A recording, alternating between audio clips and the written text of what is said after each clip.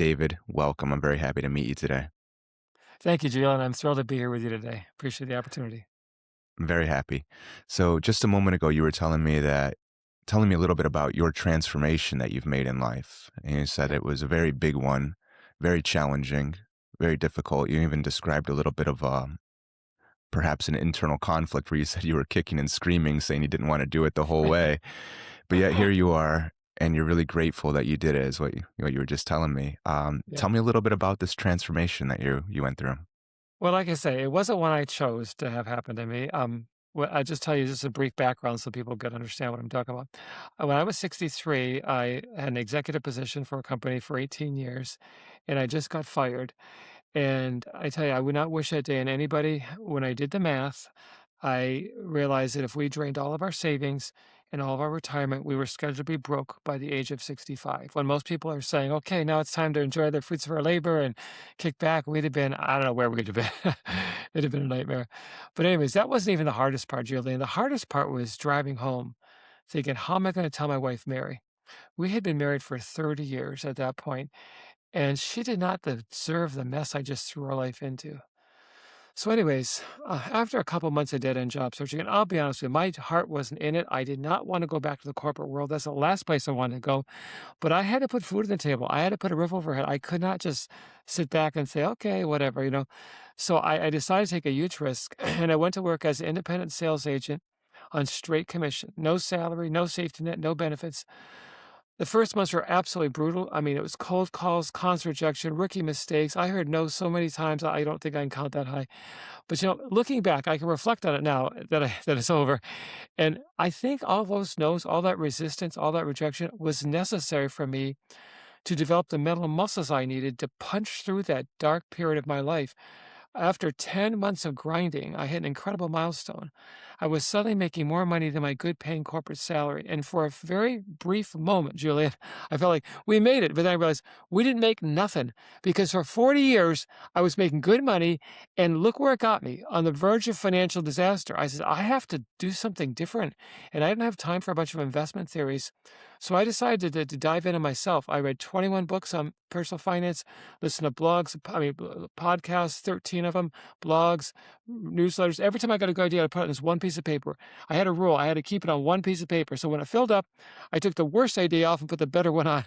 And I kept refining it till it was a set it and forget approach. 6 years later, I did what I thought was impossible. From terrified of being broke to a seven-figure portfolio and real financial freedom. I now know it is never too late to rewrite your story. Because if I can pull that off starting as late as 63, anybody can, I believe, with the right direction. And it's so much more than about money, Julian. It's the transformation that happened to me inside is just is the real blessing to me. The money is wonderful. I'm not going to play that down. I promise you, it's very wonderful. But I have a freedom that I've never had before. Okay. Yeah, I mean, what I'm hearing here is there's a couple layers to this, of course. Um, and the money, of course, is taking the forefront. It's the front man of the band. And yeah, That's it a sounds like what's that? that's a tangible thing people can see, but that's not Yeah. what the biggest thing of it. Yeah, so tell me, it sounds like you were going through a major internal transformation. Was. And the money is the tangible thing. That's what we can really focus on. And I think a lot of people grab onto that because who Yeah. doesn't want more money? Yep. But tell me a little bit about what was your internal transformation like? It sounds like this was a very challenging time for you. It was. And the story I just told you wasn't the worst part of it, believe it or not. The worst part happened a couple weeks after that. What happened was my wife, she's such a wonderful person. She goes, "Honey, I'm trying to save money because, we're like kind of desperate at this point." She goes, "There's a big sale going on at the store. And could you come with me?" Well, I was sending out resumes, getting nowhere. People were basically telling me the first company that fired me did the right thing because I'm no value to them either, just like was the first company. And so I had nothing to do. So I said, sure, I'll go with you. So we get to the store, and I'm sure this is not true, Julian, but I felt like this, okay? I walk in, and all I see is women and babies and baby carts crying babies. I felt like I was the only man in the store, which I'm sure is not true. but I just felt out of place. I felt like I shouldn't be here. This is not where I'm supposed to be out there working, providing for my family. I'm in this grocery store in the middle of the week. This is crazy. I felt like I had a sign on my chest, the biggest loser. I really felt that way. I felt like I felt like the company that fired me was right. I have no value. There's no value in me whatsoever. And I remember my wife was checking out, and I just wanted to scream. It was the lowest point. I can't express how I just wanted to break free. I felt like I was in this mental straitjacket, in this the corporate straitjacket. I had this image of I drove a company car, I wore suits, I sometimes I flew on private jets. It was just like, I mean, this was a serious corporate position I had, and that was ripped off, and I didn't know what to do. But even if I could scream and run out of the store, where was I gonna go? What was I gonna do? It was, like, crazy, but the thing is, that night I realized something. This is when I really realized it. The corporate world clearly told me I was of no value, end of story.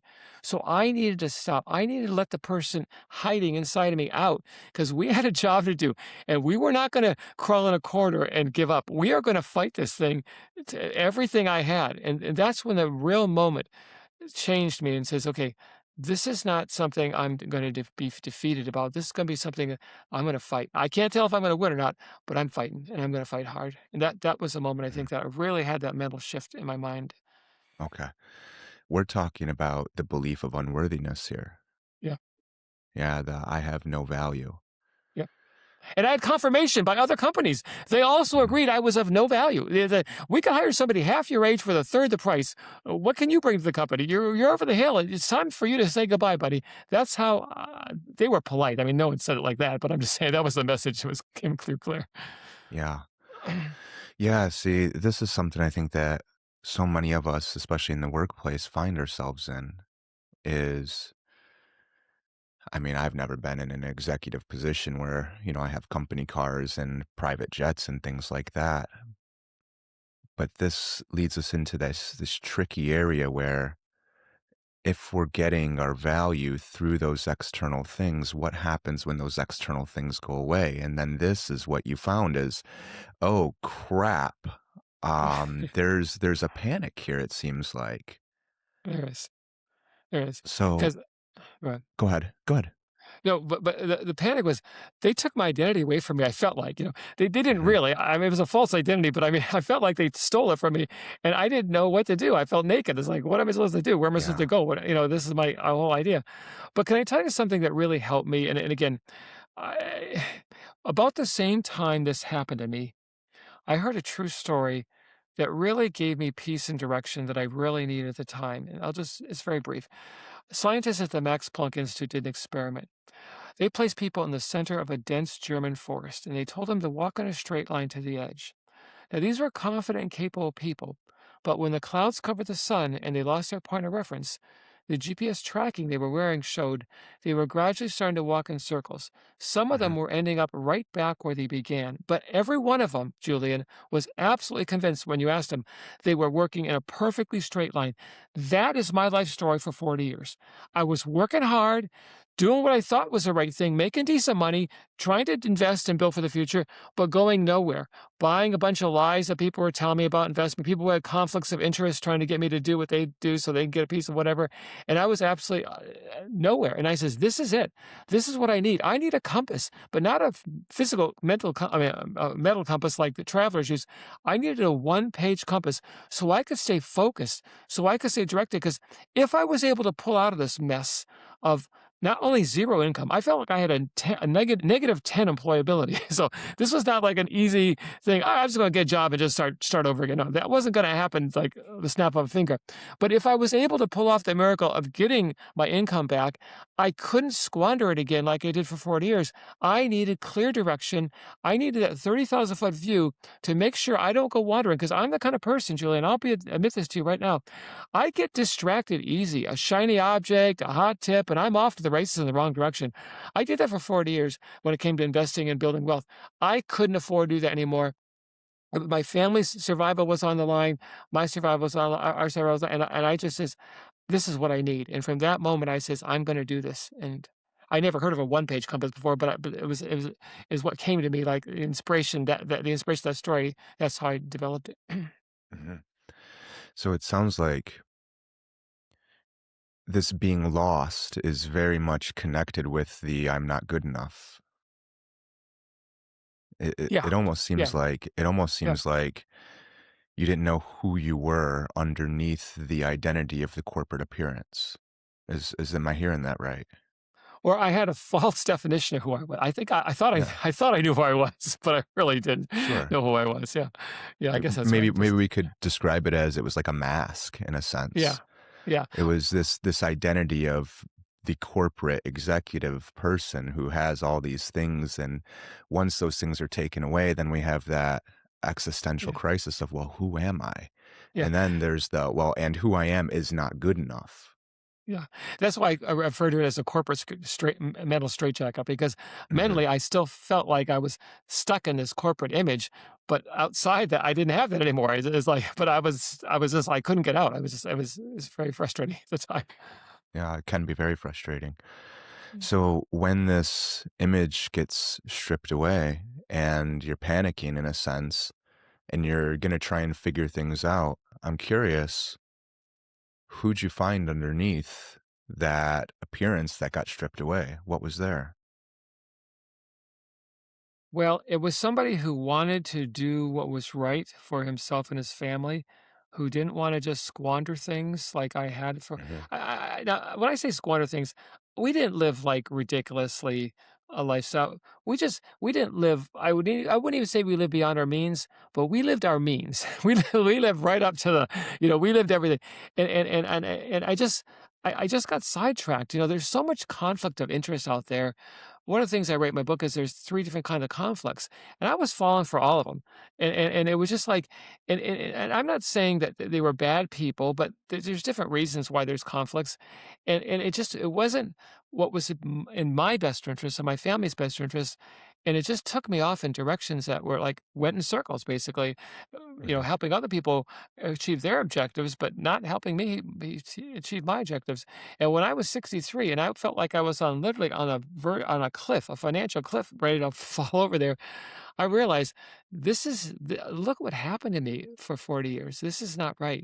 We had a good life. I'm not saying, oh, I was a terrible person. No, we had a good life, but we didn't have the right planning and the right direction that we needed.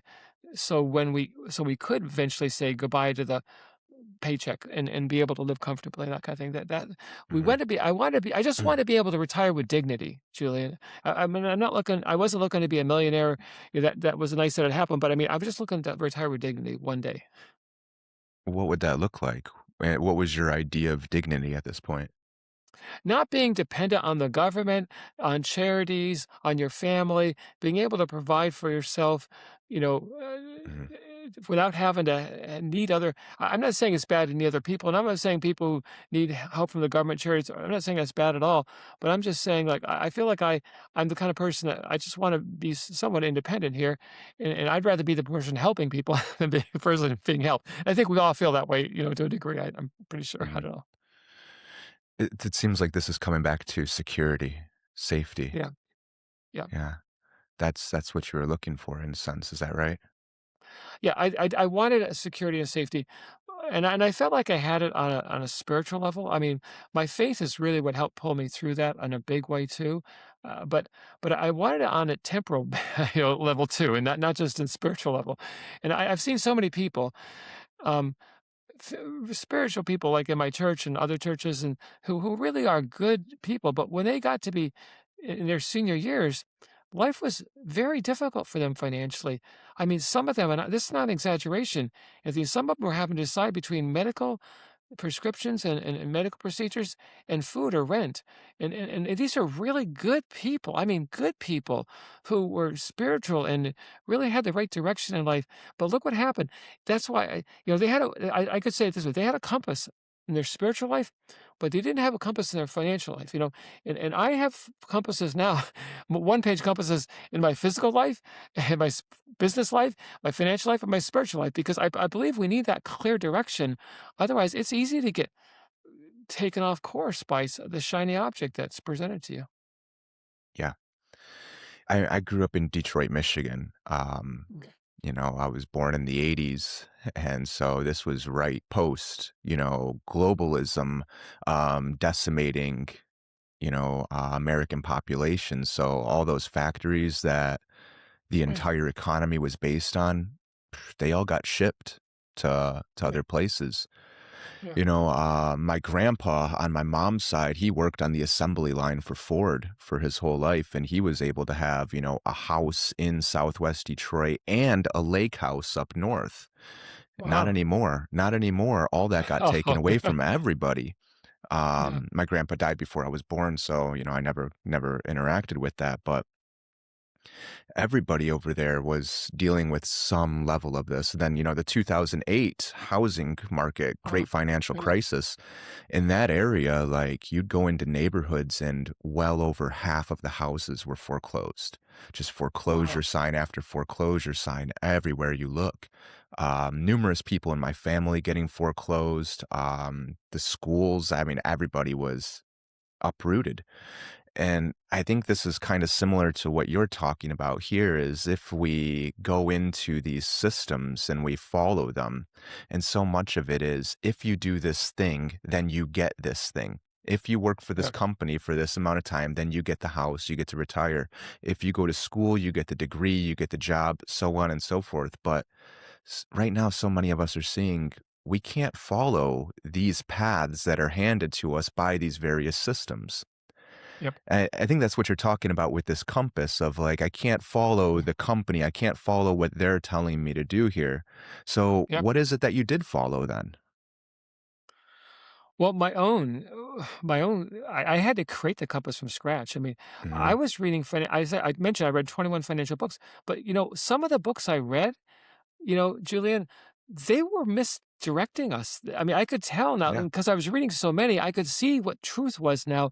And I thought, wow, if I hadn't read these other 7 books, I'd believe this guy probably because he's very persuasive. I mean, these people Oh, who yeah. are peddling, you know, whatever with the serious conflicts there, with looking out for their interests, not yours, they are powerfully convincing and they phrase things in such ways that you feel like, wow, he's my buddy, he's my friend.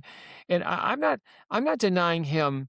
I'm not judging him. I'm not denying him the ability to make, his own income, whatever he wants to make. But you're not going to make it off me. I now I see it because for 40 years they did that, and they got, and I don't blame anybody. The only person I blame is me. I'm the one responsible. I'm the one who didn't wake up earlier. I mean, how embarrassing is this to me, Julian, to say to your listeners? For 40 years, I was making good money. I was doing everything what I thought was right. And look where it got me. How foolish, I mean, how stupid does that make me look? I mean, I'm admitting it. I was stupid. What it was is I'm not a stupid person, okay? But I was going by the wrong compass, somebody else's compass. And I was believing it was going to take care of me. And it didn't. It really didn't. And I'm grateful for that wake up call because I believe if I hadn't had it, I don't think my life would be as good as it is right now, as free as it is right now, and I don't think I'd be able to help other people. I'm not a financial planner, just to make this clear. You can't come to me for any advice. I'm just giving information out that help me turn things around, and that's it. I have another business that's very successful. I'm running now that I started, but I just want to help because I don't want anybody's 63 or 53 or whatever age you are having to face that kind of nightmare that I did. Yeah. I don't, what I can see the line of thinking here, but why would that be embarrassing? Like, why Because be who so who harsh? who does I know so many people, Julian, who did made less money than me for 40 Yeah. years. And they Uh-huh. had wonderful retirements, wonderful money. They did all the things that I didn't know what to do because I was following the shiny objects and getting off track. They were much more disciplined. I don't know what they did, but they did it right, you know? Yeah. And I don't know, maybe I don't mean to compare myself to other people because that's a Mhm. losing battle here. There's always people better and worse than you, That's right. but I had to be one of the worst.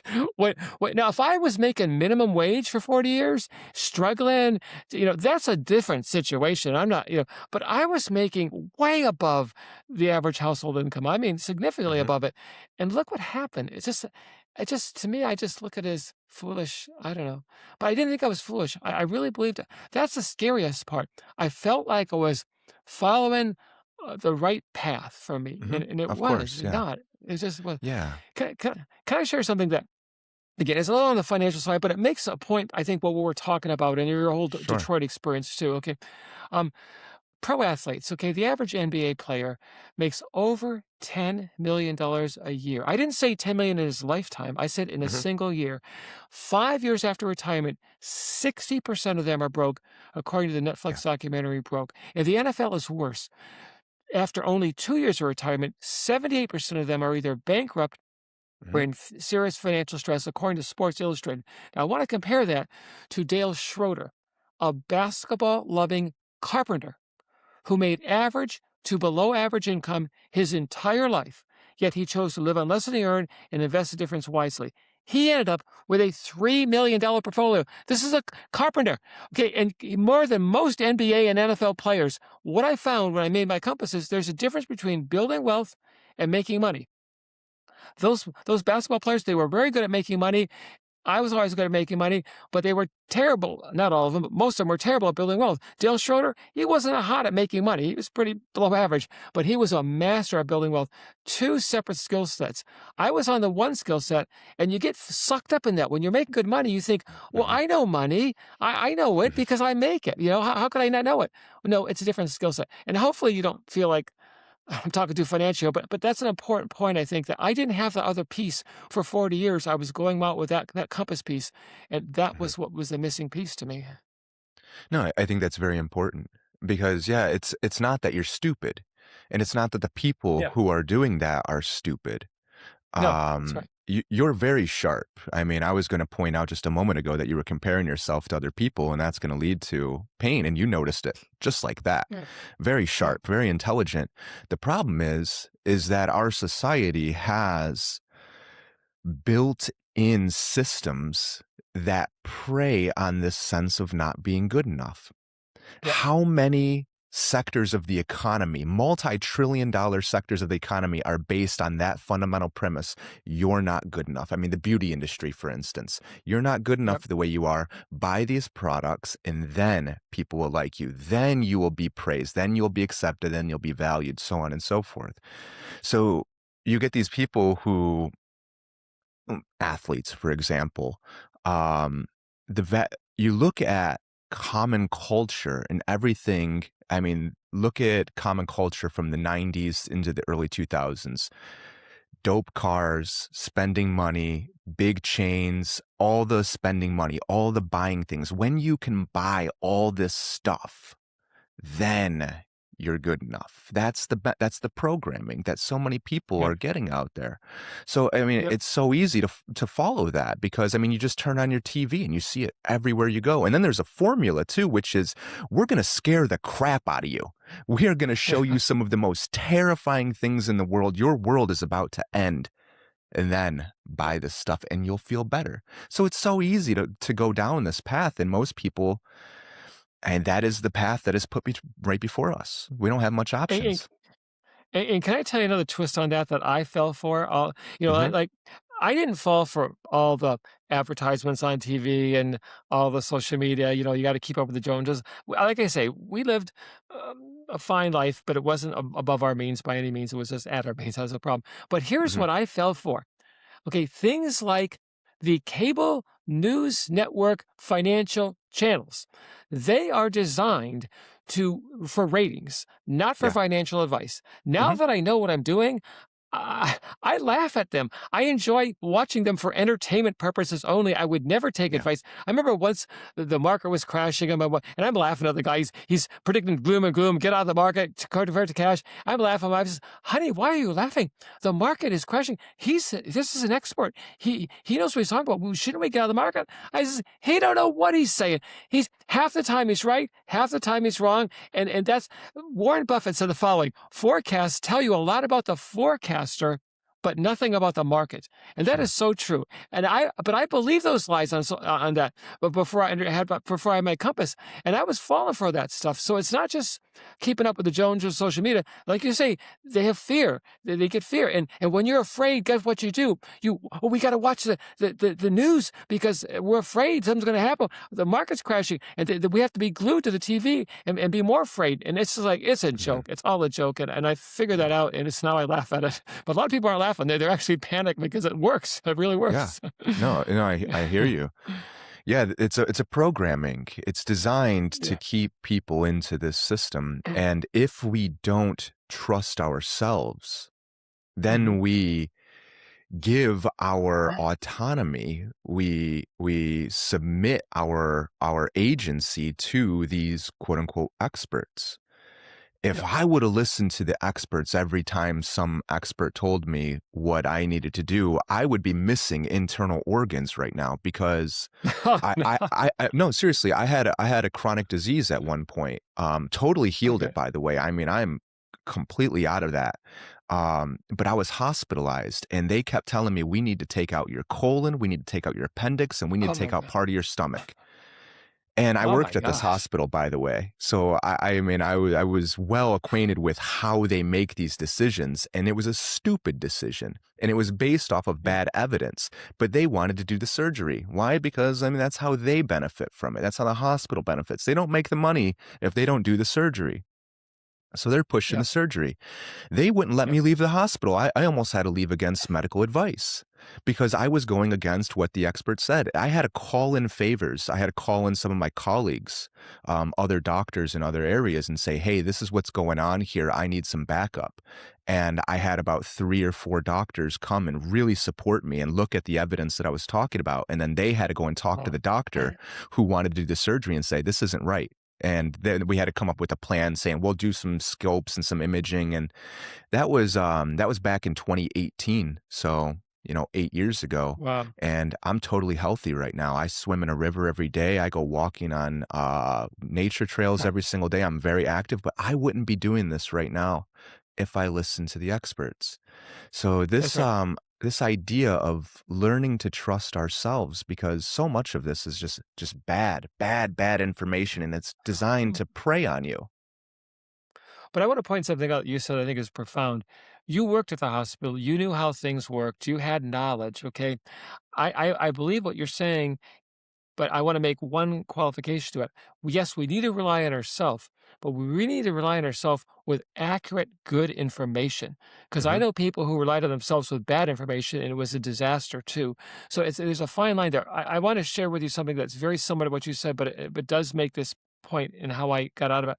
When I was in my 50s, I went to the doctor for an annual physical, and he took my blood, and he says, "Oh my gosh, David, your cholesterol is like 230 or 235, I forget what it is." He says, "We need to get you on statins right now because you could, get a stroke or whatever." Anything over 200, just for listeners, is not good according to the medical professionals. And so I said, "Okay, that's fine, but I want to do a little research first before you put me on these drugs." He goes, "Oh, no, no, no." He says, "Let me," and he told me the story about his father who had high cholesterol. He died, and he was very sad, and he wished he could have saved him with statins. And it was very touching. He almost cried. His office. I said, "Okay, I really, I enjoy, I mean, I appreciate what you're saying and I respect what you're saying, but I have to do my own research." He was not happy, but I left. I dove in. I started researching, and I found out that lifestyle, things like your diet and your physical movements and activities, have a big impact on your cholesterol. And so I did a 180-degree turnaround. After I did that turnaround, after I did my research and did the turnaround, I went back to him, did another blood test. My cholesterol went from 230, no, 235 to 175. I was so thrilled, Julian. I couldn't wait till a doctor would happen. I said, "Doctor, let me tell you how I did it." He didn't want to hear how I did it. He said it was stupid. It was some fad I was doing. He says, "You're going to die of a heart attack or a stroke if you don't do this." And he was like, I was shocked at his behavior. I couldn't believe what he was saying. I found a solution that didn't need medication. Now, I'm not saying he's a crook. Maybe that's the only thing that medical schools teach is drugs or scalpel. I don't know. I kind of think that's the case for a lot of them. But I'm just saying, if I didn't do my own research, I could be on statins, I could have side effects, I could be dead, or I could have a whole medicine cabinet full of. I'm 72. You know how many pills I take of medication? Zero. Zero. Because I have a one-page health compass. I mean, I know it sounds crazy, all these one page, but I mean, really, and I follow it, and it keeps me healthy. And I look at doctors for like I want tests done, like I have blood tests, but you're not the CEO of my health. I'm the CEO of my health, buddy. You're an advisor, and I'm respectful to him. I'm not. I don't. I'm sounding arrogant right now. I don't mean to be arrogant, but I'm just saying no one's going to take charge of my health. You can say that, and I don't think you sound arrogant whatsoever. Yeah, it's your Yeah. body, it's your health, it's your choice, Yeah. it's your family. If you wanna be there with your family, you make the choices. And, yeah, Yeah. you're pointing out very good, which is so many of these systems, whether it's working in the corporation or it's the hospital systems, they're all kind of entrenched in these exact same, formations or foundations of what an organization is. The structure is very similar, and they're usually based on authority, which is the Yeah. doctor's the authority here. They're going to tell you what to do with your body, with your health, with your life. And if you don't like it, then they're going to either try and scare the crap out of you, or they're going to make fun of you and ridicule you or criticize you because, well, your outcome is an outlier. We don't want to see it. We don't want to hear it. I can't tell you how many times that's happened where I'm working with somebody who has treatment resistant depression, so on and so forth, and they've been medicated to the gills for their whole life with a cocktail of medications. They come and work with me, and we can get through that very quickly, usually. And the medications then are no longer needed. And they go and tell their Yeah. doctor, wow, hey, look, I've been, trying to heal this for 30, 40 years. And over the course of 6, 8 weeks, we've made all this change. I don't need these medications anymore. And the doctors say, I don't want to hear it.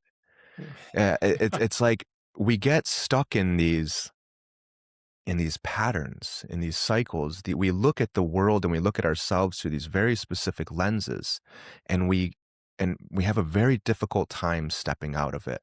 It's kind of like that analogy used from the research of going in the forest and find your way to Yeah. the edge of it.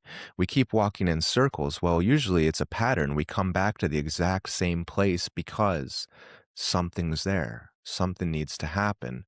Something needs to Yep. change. And I mean, that sounds like exactly what you're telling me about what happened to you here is we came back around to a Yes. pattern and it gave you an opportunity to make some changes. I mean, we can be embarrassed of it and, we can beat ourselves up over it, or we could say, wow, how wonderful. I got that when I was Yep. in my 60s rather than never getting it. I could have been there for the rest of my life. Exactly. Exactly, exactly. Well, you know, too, the thing I think is important have you ever read a book, Julian, and you had an idea in that book that was, wow, that's life changing. I'm going to do it. And then 2 years later, you come across the idea and you go, oh, yeah, I meant to do that. And I kind of forgot about it. Well, that's what the compass does for me. I don't mean just financial. Okay? We could talk about health. We could talk about spiritual. We could about, whatever you want to talk about. But when I make a compass, a one-page compass, and I really put some time into it and do some research into it, I review that on a regular basis because it's so easy to forget about the key things that were important that got you on the right track. Because I know people who got on the right track, but then they end up going off the right track because, oh, yeah, yeah, yeah. And then all of a sudden it's like they're not doing anything anymore. Well, I need that tangible thing to refer to every now and then that shows the rich research I did and the conclusions I came to that were important to me. I'm not saying doesn't need to be adjusted every now and then when you come into information. But when I don't have that, I can't tell you how many books I'd like to summarize books. I don't just read a book. I'll highlight it. I like to read ebooks, highlight them, and then put it in a document, and then I'll review the document, down the road and just get the highlights of the book again. But that's what the compass is for me. It's like it's reviewing the highlights of the key things that I easily forget because when I review the highlights of a book, sometimes I go, yeah, that was so good. I forgot about that. Well, it wasn't on my compass because it wasn't important enough to get on there, but it's still a good idea, that kind of thing. So that's why I think a tangible thing like a compass, a one-page compass, is important. Whatever area of your life you're struggling with, I don't mean it doesn't have to be money. It could be whatever you're in. And no, I hear you. This is really good in the sense that it's so easy to get distracted in life and to go on Yeah, it is. autopilot. And then when you're on this autopilot and you're just kind of drifting or sleepwalking through life, is all these systems, they're predators in that sense, and they want you to go into their system, and that's how you get into the company, and you spend 40 years there. You follow those goons on, public cable telling you all about finances. Give me your money and I'll be rich. I mean, you'll be rich if you give me your money. Um, all these things, it's so easy. We're talking about giving away our autonomy here. And so it sounds like, and we can get into this compass that you make. It sounds like this is a way of staying focused in life, saying this is a It is. priority for me here, and this is what I'm going to focus on every single day. Is it, tell me a little bit more about the compass. Yeah, basically what it is, I'll just, yeah, I'll just, it's right here just so you can see it, okay? But basically, it's got 2 columns, and my different life compasses in different area of my life are structured differently, okay? But this is a pretty good template, okay? On the one side, I have the 9 trail markers, and it tells me how to get from where I'm at to where I wanna be, which in this case is financial freedom, okay? And then the other side is the North Star principles. These gives me that big picture, so kind of the guardrails, so I don't go off the rails, and it keeps me straight. And I have a 2-minute meeting with myself every single week. It's on my calendar, 4 o'clock on Fridays. And I just review this. I review where I was at, where I'm at, where I'm going, and I review my North Star principles. I remember not long ago, I did a impulse buy, okay? And I knew, and when I did my 2-minute meeting, I came across that and I says, yeah, well, I didn't wait the 24 hours before I made the impulse buy. I should have thought about it. And what it did is it caught me. This is the principle, Julian. I caught myself before it got really expensive. Before it was 4 years from now and it's $100,000 of impulse buys or whatever it is, I caught it early. And that's what I like about it. It keeps me from forgetting or from getting unfocused. It keeps me focused on that part of my life. I've heard so many people, and this is not money, but they they're on their deathbed and they have so many regrets. Well, they can be reflective now, but why weren't you? And I'm not judging them. I don't mean it that way, but why weren't they reflective, when they were in there, Mhm. 20 years ago, 30 years ago, they could have made changes. Well, maybe they were, and maybe they once had that reflection, but they never put it on anything tangible so they could review to stay on it. And they got back caught up in their business and they're staying at the office all day and that kind of thing, or all night or whatever. And Mhm. it's just like they just lost that Autopilot. clarity, that focus. Yeah, exactly. And I want to be autopilot on the right stuff, not the stuff that's just whatever comes naturally because we're undisciplined or whatever it is. We're uneducated or we don't know the information that we should. No, those are good points. Top regrets of the dying people are very consistent. There's actually a wonderful book called Top Regrets of the Dying People, and it's very consistent. I worked on a trauma unit in a hospital, and I worked with so many dying people. I worked in dementia care. It was the same thing, the Yeah. same exact consistencies, and we could easily say that the top regrets of the dying people are top regrets of the living people as well, because those are regrets when you're living. If you have an Yep. estranged relationship with your children, for instance, and you just kind of have this belief that it'll be better one day, this is a form of suppression. This is a disconnect. We're pushing away that pain that's telling us, hey, something needs to change here. You need to do something. And then it's so easy to Yep. distract yourself, go to work, buy the things, get the stuff, have the money, all the things. And then you don't think about it until it's too late. And I think Yep. that what we're That's getting right. at here is we have to bring our focus into the present moment here and really see, take an inventory, so to speak, of who am I? What does my life look like? What are the pain points in my life? Are these things that I have control over? Do I have some power to navigate this in some way? And then make it a priority to do that. If we can do this, if we can Yep. start to be more intentional with the way we live life, whether it's about money or your relationships or just who you are, the regrets start to change quite a bit because now we have some say in it. We can actually navigate these dynamics in our life. Yep. And can I mention another transformation that happened to me? And it has to do with Please. what retirement is all about. Because Mhm. this is something that I believed, work hard, retire at 65, and then just kind of take it easy, go on vacations, play golf, that kind of thing. And that's kind of what I thought, But when I started doing this deep dive, there's a thing, and I don't know if your listeners will be familiar with it or not because it's kind of financial oriented, but it's called the FIRE movement, financial independence, retire early. That's a big movement in the with people out there now. And I was uncomfortable with that. I just was uncomfortable with it. And when I really dug in and started my own company at 63 and built it up and did the investing thing and all that kind of thing, I says, "I don't wanna retire. I'm having too much fun. I love my company. My son's joined me. He's working with me now, and I'm teaching him, and he's learning, and this is so much fun. I'm 72. I'm not retired. I don't think I'll ever retire, Julian." But I came up with a new strategy, and I put it in the book as it's not FIRE, financial retire early, it's FIGNA, financial independence, graduate to the next adventure. And that's how I look at this. These are life's adventures, okay? When I was 63, I had a tough adventure, but I did start my own company, and it worked out really good. And then at 72, I wrote this book, okay? I don't know what I'm gonna do at 82. You should have me back on your show at 82. We'll see what my that next adventure was. But the point is, I'm not saying retirement's bad. We live on a beautiful golf course. I mean, beautiful. I see those golfers. I'm thinking, I know you're having fun, and I'm happy for you, but that's not my definition of fun. My definition of fun is I love my company. I love my charity work that I'm doing. I love helping people with my book, and I don't want to stop. I mean, it gives me. I get excited. I get up at 4 o'clock every morning. I don't have to do that. I just love it. I do my workout. I'm up. I'm at my desk at 6 o'clock doing things.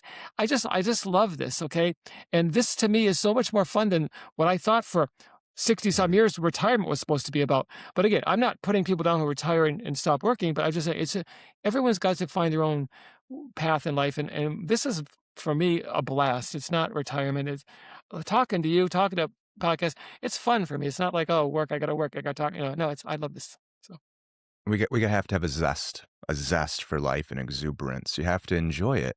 yeah, That's the goal. yeah. And again, going back to those patterns that the paths that people are handed, you go to work, make your money, and then you retire, but you've spent your whole work or your whole life working. So I mean, I've met so many people who follow that path, and then when they're in their 60s, they retire and they say, "Well, what the hell do I do now? I don't know anything outside of work." I always thought that Exactly. I would go and play golf, but it turns out I suck at golf because I've never learned how to play golf. And now my body's 65 and I've spent my whole life in an office or in a machine room, and now I can't do the thing. So this is one of those major inconsistencies that I see, which is the means for doing something or accomplishing something have to be consistent with the ends. So if we want the end of I'm going to enjoy my life at some point, you can't say I'm going to do things that are not enjoyable for the entire duration of my life and then I will enjoy life. The means have to be, well, I want to enjoy life at some point, so I'm going to enjoy life right now. I'm going to do Yeah. things that are enjoyable right now. That's what I did. I absolutely despised jobs. I will tell you that there was a fire inside, and I got reasons for this too. But there was a fire inside of me that was just completely repulsed by it.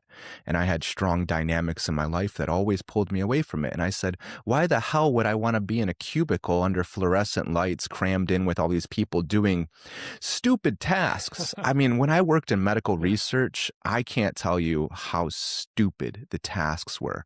We were taking federal taxpayer money and either working directly for profit companies, so it was a way of channeling money from the government to these for profit companies, or we were just wasting money just to get it back because you can't get more money the next time around if you don't spend it. So they would have this big group of people who would basically throw a rock over a wall and then walk to the other side of the wall, grab the same rock and throw it back. And that's what you do all day. And I hated that. It was just soul crushing. Why would I want to do that when I could be swimming in a river somewhere? Or I could be climbing trees, or I could be out in nature, or I could be having real relationships and interactions with people. Well, that was always the goal, but obviously that doesn't pay the bills. So then we get No. into this, It's, right? That's where we become in well, I'm a smart person. I'm capable. How can I create that life? How can I figure out how to yeah. do this? And Yeah. that's where we have to really start to, and that's exactly where you were at right here is how can Yeah. I get the life that I want? How can I achieve this level of freedom? How can I live? And to do that, how can I liberate myself from these old patterns that I've been stuck in? I think that if more people looked like that, looked at life this way, we would start to find that people would be a lot more free. And then these structures that are so destructive, that are destroying the Yeah. world all around us, we see it everywhere we look. Here where I'm at, they're clear cutting all of this beautiful forest and they're putting in, highways and Dutch Brothers coffees and Costco's and stuff like that. And people are like, yes, I Yeah. don't have to drive 30 minutes to get my cheap coffee. But if we could start Yeah. to remove ourselves from those systems will crumble. Yeah. Yeah. I agree. Can I mention something else to you that I think I just want just express to your listeners that you know, well, let me just make the point, okay? My wife, Mary, she by the way, I got so lucky marrying her. She's a phenomenal lady.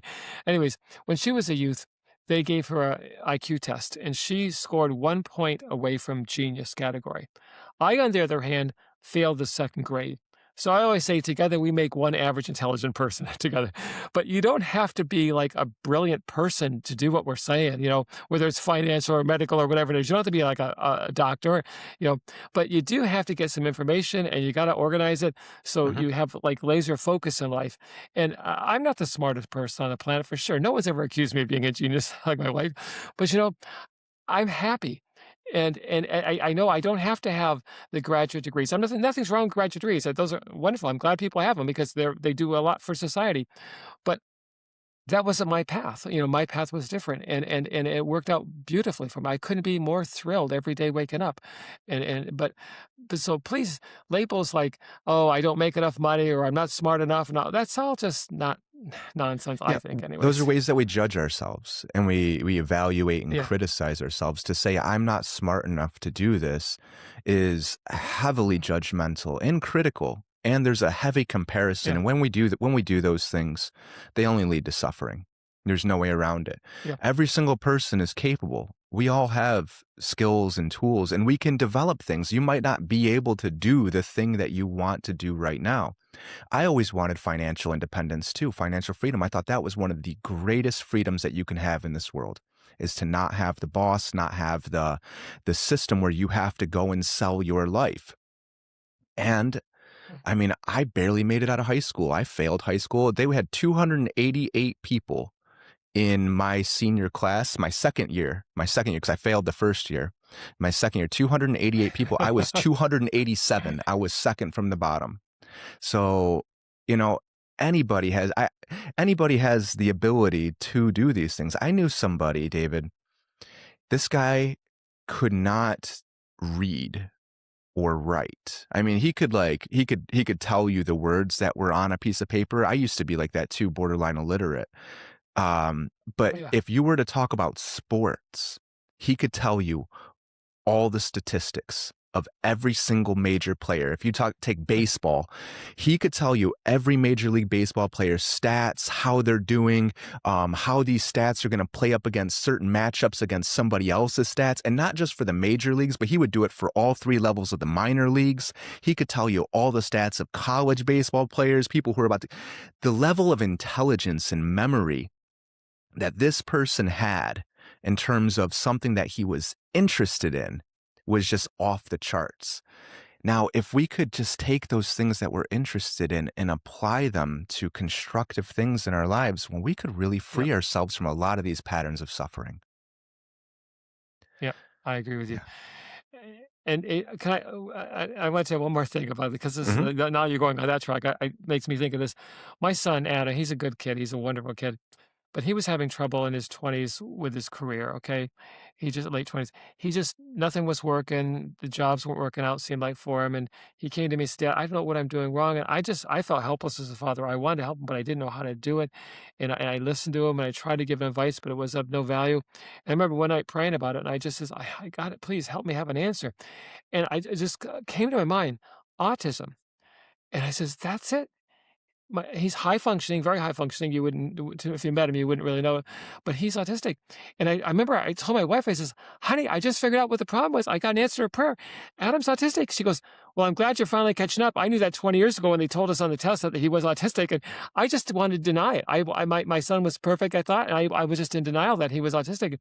But people like Elon Musk, Henry Ford, so many people are autistic and they do phenomenal things. So I says, Adam, I want to hire you in my company. I want you to be my driver." And so he says, "Okay, Dad." He loved the idea. So he's my driver. And we would see clients and he would drive, he'd wait in the car for me. Then one day, after about 6 months or so, he said, "Dad, I wouldn't mind going in with you and see what it's like." And I said, "Okay, you got to dress up and come on in with me." So he came in and some my easy clients, I said, not the hard ones. And he was doing good. And then one day he added something that I was shocked he said, because he heard me say it and he's learning, and now he is, this is several years later now, he's going out by himself to clients. He's calling on new clients.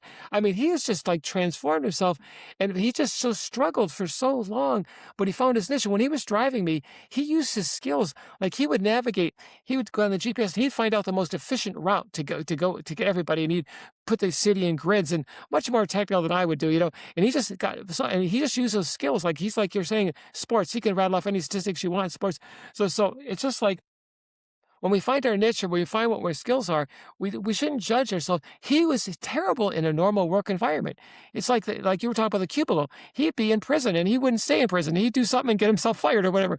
But now he's just thriving. And I just, as a father, I'm in tears. I'm just so excited that well, how good he's doing, and I'm just so grateful that I got that answer. But I don't know if that makes sense, but I want No, to share it that. makes perfect sense. Yeah, we've all got to find a niche in life, and we got to find the thing that gives us that sense of exuberance, that zest. Life is so astonishing, and so many people Yeah, never really have that awe. And we just get stuck in those patterns, and then we get to the end and we say, "Oh my God." And so many, like you use the analogy prison in the cubicle. I mean, that's exactly how I felt. And then, yeah, I mean, same stuff. I would do things to get myself out. I'd break out. And I think so many people are in that right now where they're panicking and they're so angry. And I mean, panic really doesn't even begin to describe it. Like your life is being drained and sucked away from you, and you're spending all your time doing these tasks that you don't want to do or that don't make any difference. And then people, that rage builds up and then it just comes bursting out the seams. We see it everywhere. So yes, finding yeah, something that is very much in line with who we are. And to do that, you got to ask yourself, well, who am I? Like you were doing. You strip the mask off and then say, well, yeah, then who the hell am I underneath all this? What is it that you do now, David? yeah. It's a very boring job. I mean, it's not boring to me. I love it. It's a thrill. But I own a company that it's kind of a niche insurance B2B type of thing. The more we talk about it, the more your listeners are going to tune out. But it's kind of it's a very niche business, and it's very very competitive, but very rewarding and very successful. We have fortunately, but that's what I do. But can I mention one thing you mentioned about being in prison? When I graduated from college, I don't know how I did it, but I graduated from college. Okay, I was an accountant. Okay, accounting major. And I went to work for a CPA firm, then an oil company, and talk about feeling like I was marching to prison every day. Mhm. I hated that job. Yeah. I hated accounting. I don't want to count other people's money. I want to be the one making or doing, and not the one. I'm not saying that it's a wonderful profession, and a lot of good people are in that profession, but it's got to fit your personality. And I finally broke out of that. But to this day, I'm grateful I was an accountant because the skills I learned help me today with my own company. When I talk with my CPA or my whatever financial auditor, I know what I'm talking about now because I've forced to go through that. So sometimes things that we are in prison about and we hate, sometimes good comes from that pain that we went Mhm. through. If we look for the opportunity or the information, it's not always bad, that kind of thing. We go through so much to try and avoid pain, and pain is there for a Yeah, reason. If you're working a job and you're in excruciating pain because of it, that is your body telling you, you got to stop doing this. And then, I mean, so yep, many people, sir. we get in this, well, what can I do?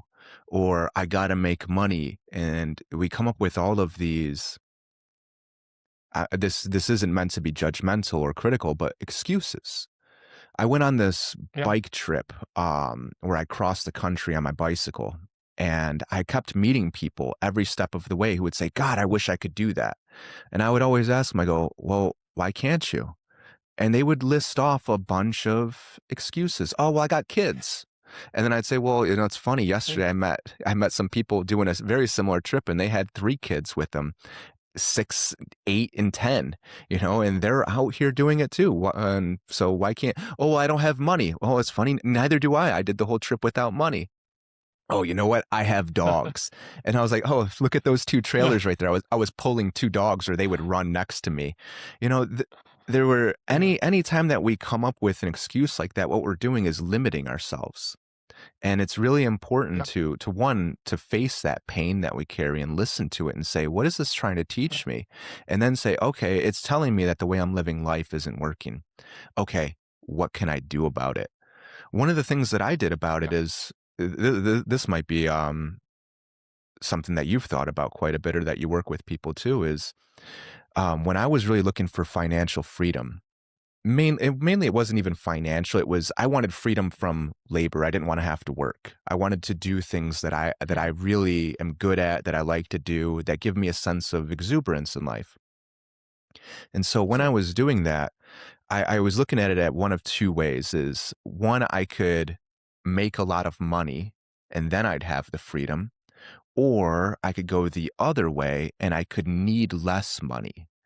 And that was the way that I went for the vast majority of my life, is constantly trying to figure out how I could need less. And once I got down to like the bare minimums of what is the bare minimum that you can have in this society, I found that I had a ton of freedom. And then when I started opening up to letting money come into my life, because I was very resistant to it for a lot of my life, I found that the money that I was making goes so much farther because I don't need it. I'm not buying things. I don't have all these systems in my life that need to be constantly fueled. So I found that this was a great way Right. to get freedom, was instead of bringing in more money, which I'm not saying is a bad thing, and we can be open to it. And if that's something that you really desire and you want, that's everybody's decision. But another way for me was just need less and constantly strip down ways that I was spending money and things that I was needing. And then once I got to that bare minimum, so many things opened up for me. Yeah.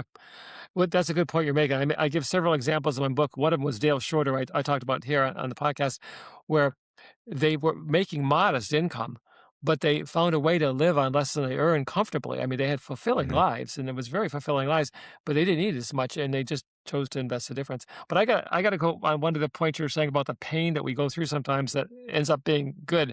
I mean, when I was going through that, I was praying that I would be relieved of that pain because it was so painful. And I remember reading something someone said once. They were going through something similar, not financial, but it was something a very painful part of their life, and they were praying to God for some relief. Please relieve me of this burden, take it away from me. And the answer they got back in their mind, and the prayer was, "I love you too much to deny you of that experience." And that's exactly what happened to me. I am so grateful I had that experience. I am so grateful I wasn't relieved of it.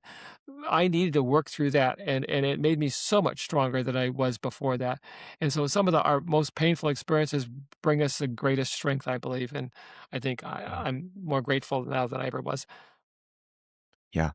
Yeah. There's a quote from the spiritual teacher A.H. Almas, and he says that all of your difficulties in life, all of your shortcomings, all of your struggles, they're there intentionally for you, and they're created by a part of you who loves you so much that they want you to overcome these areas. So they're constantly pricking you in the side, telling you, hey, look over here. This is where you need to focus. And if you don't listen to that part of you, well, they're going to make you suffer greatly until you do, because that's what they do. That's the part of you. They love you so much that they will make you suffer greatly to help you transcend that area in your life. So, yeah, all of the emotions, fear, anger, pain, sadness, they're all here for a reason. They're signs, they're signals. And Mm. the vast majority of the time we just want to get away from them and distract to get away from them. But if we can listen to them, if we can say, wow, every time I go and do this task or interact with these people or do this thing, I feel this way. I feel this constriction. I feel this tension. I feel this weight in my body. Yeah, that's a sign. That's telling you something really important. And if we can listen to it, well, a lot of things shift pretty quickly usually. Yeah, I agree. I really do. Yeah. Tell me a little bit more about where we could find your work at. If somebody is interested, well, hold on, hold on. I actually wanted to ask you one more thing before Sure. I get into where we can Sure. find your stuff. For somebody who really wants to find financial freedom, but they find that they are really, really resistant to money, whether they're conscious of it or not. Have you ever seen this? Have you seen where people want money, but they have they're not aware of a blockage where they are actually really resistant to money? Um, I can't say that I'm aware of that happening. I know a Uh-huh. lot of people want money and but they just seem to do things that sabotage themselves from getting it. But I don't know if Yeah. that's the same thing you're talking about, but, um, yeah, no, I just but No, I've seen that's people very similar. Yeah, unfortunately where we do things. sabotage ourselves. Okay. How do you work with that? Yeah. I don't know, I mean, did you find it in yourself, or how do you help other people through that? For me, it was radical simplicity. I just had to get it down to such simple steps to do, and then I suppose if somebody really didn't wanna get wealth because for whatever reason they didn't wanna have it, I suppose they wouldn't wanna go to the effort of looking at that radical simplicity and following that. They'd be off on, "Oh, I don't need that," because that the very thing that would solve the problem for them, they don't wanna hear about it, that kind of thing. I'm assuming. I don't really know. Um, but I just think for me, it was making it radically simple. It's incredibly simple. The Wall Street wants you to think this is so complicated. You need them. You have to pay for them services so they can get a piece of what you got. It's not that. I found out it's really not. I was shocked how simple it really is. I spend about 5 minutes a month, 5 minutes a month in my investments. I mean, that's literally how radically simple I got it down to, and it works beautifully. I mean, unbelievable. So, And but I mean, I right. was just go ahead. Go ahead. Go ahead. Go ahead. No, go ahead. No, I was just going to ask. Right now, I think a lot of people are panicking with all the markets and turbulence and this anticipation of a crash and consumer sentiment being, lower than it was in Yeah. 2009. The massive gap between incomes and cost of living. I think so many people are hitting the panic button right now, like the Google Trends in I can't sell my house or help getting foreclosed are just spiking right now. So many people are going into that. Are you finding that this is a threatening time for you, or are you feeling like you're fairly resistant in this? Please don't think I'm being disrespectful because I'm not. I am thrilled with market volatility. I do so good with the market volatility. See, everyone else is panicking. When the market drops, everyone panics. Oh, we got to get out of the market. Got to get to cash. I'm saying, are you crazy? This is the time to buy when the market's down. It's like everything's on sale. I'm buying like I can, it's so crazy. It's like, say you went to the department store. We had a sale, 50% off sale. Would you go up to the clerk and say, "Hey, I don't want no 50% off. Tell me when it's going back to full retail. That's why I don't buy discount." No, you wouldn't do that. That'd be crazy. They'd put you in an insane asylum, okay? And yet they do that with the market all the time. Oh my gosh, it's going down. We got to get out. No, that's when you got to buy. It's crazy. But here's the thing, Julian, when you understand principles of truth, whether it's finance, whether it's spiritual, whether it's health, whatever it is, a calmness comes over you. And all this chatter and noise and all that kind of thing, you see right through it. And you see how to use it to your advantage. I don't mean manipulating. I'm talking about just how to use truth to your advantage. Why wouldn't anyone want to do that?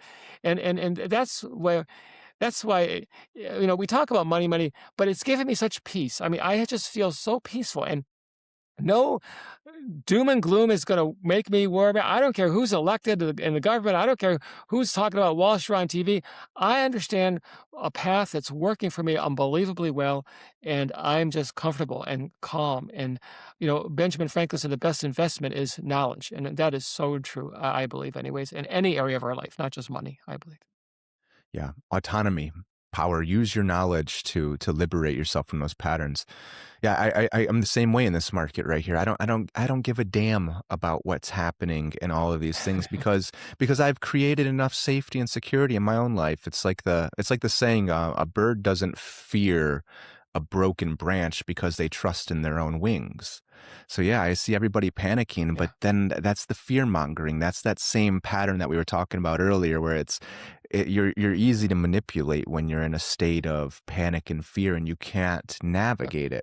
So yeah, that's yeah. interesting. This has been a really good conversation, David. I was curious where this was going to go because I Yes. mean, finances are things that I give Yeah. such little attention to.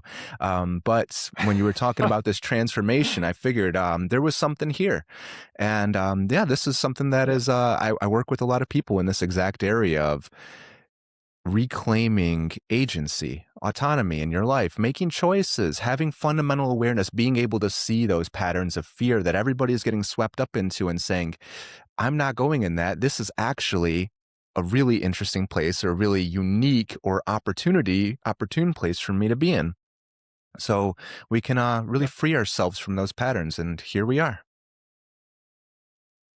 Well, it's funny. You said that, I could tell this was not a financial show, obviously. And I thought I was excited about trying something very different. Okay. This is not a kind of conversation I normally have. It's usually more about money, that kind of thing. But, anyways, I always want to share. I get a lot of reviews for my book. Okay. And it's very positive, and fortunately, I'm blessed. But I want to share one because I think you might appreciate it. And I want to spell a lot of people something. This is from a clinical psychologist with 25 years' experience. He was facing his own career crisis. And he said the one page wealth compass gave him the exact financial hope and practical steps he needed. But here's the part of it I cherish. He says, I couldn't put the book down. I know a lot of your listeners may be thinking, "Oh, financial book. Oh, thanks. That's the last thing I want." But maybe if I need something to put me to sleep, I'll, charts and graphs and a bunch of terms I understand. No, no. I wrote the book in story form, true stories of me, other people, how we failed, how we succeeded, what we did.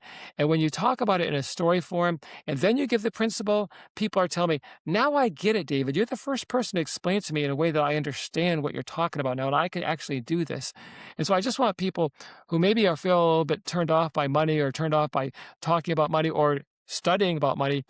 I promise you that this is who I wrote it for. People who are not Wall Street people, who are not average people, who are struggling and just want to get some relief financially. And so, can I just mention, you said I could mention the end, go to onepagewealthcompass.com/free and get your own free download. I'm not selling you anything. It's a one-page wealth compass. Just look at it and see if it makes sense for you, and then maybe try following it and see what happens. And so, anyways, that's what I'd like to suggest. I will be sure to link that in the notes. Is there anything else that you would want, or any other places, a website or anywhere else, social media where people could find the work that you do? Yeah, the best place is to go to onepagewealthcompass.com because that's where not only is the free download there, but a blog. I have a blog there. I have very other free sources. Free sources. Okay. Yeah, there is a link to my book on Amazon, which paperback is very inexpensive. I promise you. But there's nothing to buy. I'm not selling anything. This is my way of trying to give back. Okay. I was very blessed, and I got inspiration for this compass, and it's turned my life around dramatically in so many different ways, more than financial. And I just want to share it. I just feel like if I'd be selfish not to share it with people. So onepagewealthcompass.com, you can get everything you need right there. Okay. There you have it. David, thank you so much for your time today. I really enjoyed having this conversation with you. I'll be sure to link all that in the notes. And if anybody is looking for some financial freedom or perhaps is dealing with something similar to what we've talked about today, and you want a story that goes along with it that can show you ways to get through this or can speak to your own experience so you can see that you're not alone in this, here's some wonderful resources. David, thank you very much. Thank you, Julian. It's been a lot of fun. I appreciate it.